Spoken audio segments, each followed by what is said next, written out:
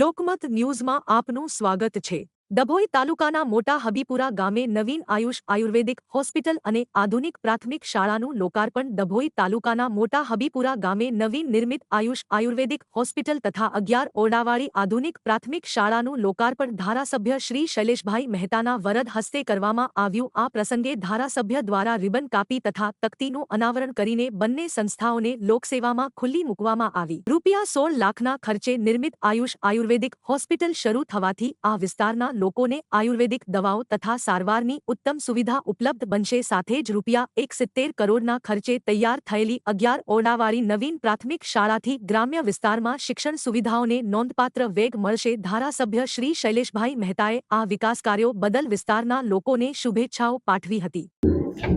જે પ્રમાણે ભારતીય જનતા પક્ષનો સૂત્ર છે સૌનો સાથ સૌનો વિકાસ, આજે ડભોઈ તાલુકાના મોટા હબીપુરા ખાતે આરોગ્ય મંદિર અને વિદ્યા મંદિર બંનેના લોકાર્પણ કરવામાં આવ્યા છે।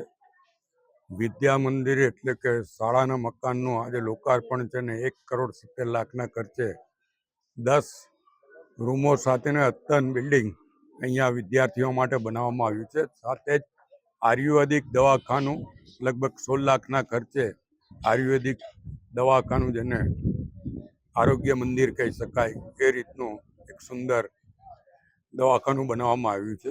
હું ગામના તમામને અભિનંદન આપું છું। ખાસ કરીને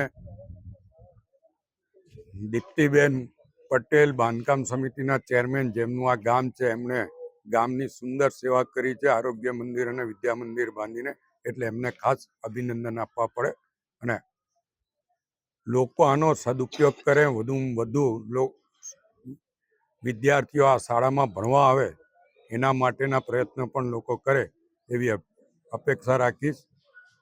આરોગ્ય મંદિરમાં ઓછામાં ઓછા લોકો જાય, પણ આયુર્વેદિક દવાખાનું છે અને આપણી જે સંસ્કૃતિ છે એને અનુરૂપ ત્યાં આગળ આરોગ્યલક્ષી સેવાઓ મળશે, ત્યારે જે કોઈને તકલીફ હોય એ લોકો ત્યાંનો પણ અનુભવ લે અને વધુમાં વધુ સારી રીતે ઉપયોગ થાય એવી તમામ નાગરિકો પાસે અપેક્ષા રાખીશ। તમામને ફરી અભિનંદન, શુભેચ્છા।